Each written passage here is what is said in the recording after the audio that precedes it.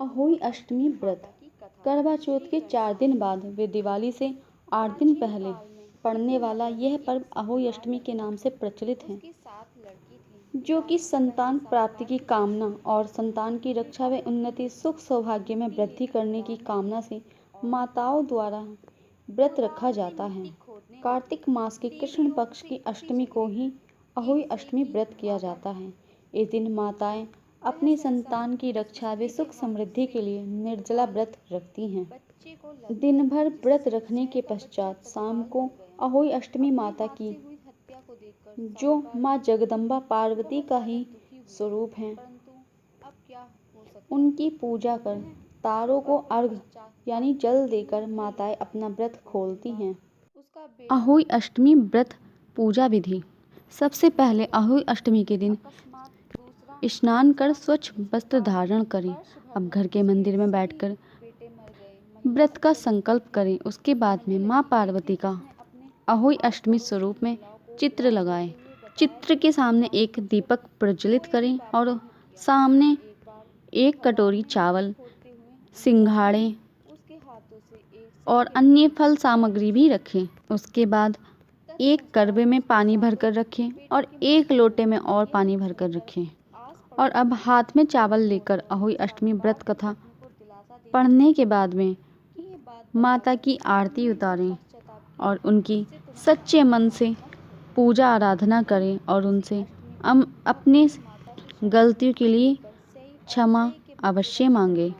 कथा पढ़ने के बाद में उन चावलों को अपने साड़ी के पल्लू में बांध लें और अहोई माता को 14 पूरियाँ, 8 पुओं और खीर का भोग लगाएं। और अब बायना निकालें। इस बायने में 14 पूरियाँ होती हैं।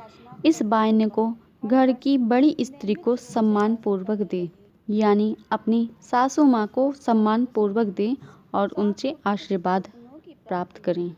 और अब जो जल लोटे में रखा हुआ था, उस जल को तारों को अर्घ दें और करवे वाले जल को वहीं पर रखा रहने दें और दिवाली के दिन उस जल से अपने बच्चे को स्नान कराएं और अपने घर में उस जल का थोड़ा सा छिड़काव भी अवश्य करें। इस तरह से आप विधि विधान से माँ अहोई अष्टमी माता की पूजा आराधना करें और अपने संतान की रक्षा के लिए माता से प्रार्थना अवश्य ही करें। अहोई माता की कथा बहुत पुराने समय की बात है। भारतवर्ष के दतिया नामक नगर में चंद्रभान नामक एक साहूकार रहता था। उसकी पत्नी का नाम चंद्रिका था। वह बहुत ही गुणवान, रूपवती, चरित्रवान थी। उसके कई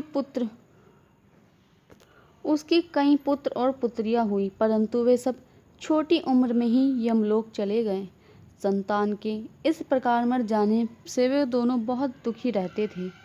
वे पति पत्नी मन ही मन में सोचा करते थे कि हमारे मरने के बाद इस वैभव का अधिकारी कौन होगा।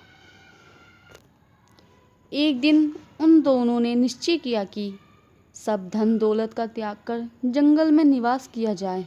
ऐसा निश्चय कर दूसरे दिन ही दोनों सब घर आदि भगवान भरोसे छोड़कर जंगल चल दिए। चलते चलते दोनों जब थक जाते थे तब बैठ जाते थे, फिर चलने लगते थे। इस प्रकार वे दोनों चलकर बद्रिकाश्रम समीप एक शीतल कुंड के पास पहुँचे। वहाँ पहुँचकर दोनों ने मरने का निश्चय कर अंजल त्याग दिया। इस प्रकार बैठे बैठे उन्हें 7 दिन हो गए। 7वें दिन आकाशवाणी हुई कि तुम दोनों अपने प्राण मत त्यागो, यह तुम्हें पूर्व जन्म के पाप के कारण दुख प्राप्त हुआ है। अतः साहूकार, तुम अपनी पत्नी से अहोई अष्टमी के दिन, जो कार्तिक कृष्ण पक्ष की आती है, उसका व्रत रखवाना। इस व्रत के प्रभाव से अहोई नाम की देवी प्रसन्न होंगी और तुम्हारे पास आएंगी। तब तुम उस देवी से अपने पुत्रों की दीर्घायु मांगना।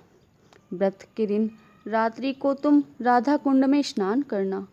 कार्तिक कृष्ण पक्ष की अष्टमी आने पर चंद्रिका ने बड़ी श्रद्धा से अहोई देवी का व्रत धारण किया और रात्रि को साहूकार राधा कुंड में स्नान करने गया। साहूकार जब स्नान करके लौट आ रहा था तो रास्ते में अहोई देवी ने उसे दर्शन दी और बोली, साहूकार, मैं तुमसे बहुत खुश हूँ। तुम मुझसे जो भी वर मांगना चाहते हो वह वर मांग सकते हो।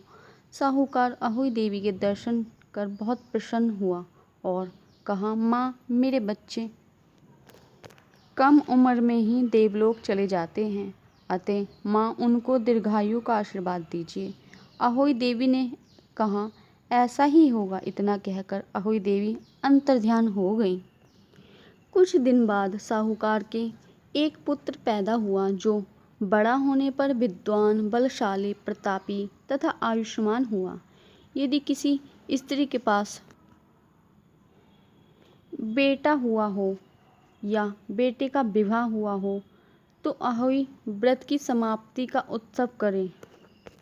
एक थाली में 7 जगह 4-4 पूड़ी और थोड़ा थोड़ा सीरा रखें। इसके अलावा एक साड़ी और एक ब्लाउज 1 रुपये के साथ थाली में रखकर और थाली की चारों ओर हाथ फेर कर अपनी सासू जी के पाँव लगाकर उन्हें दे दें। सासू जी साड़ी और ब्लाउज अपने पास रख ले, सीरा पूड़ी का बायना बांट देवें। यदि लड़की कहीं अन्य जगह हो तो उसके लिए बायना वहीं भेज देना चाहिए।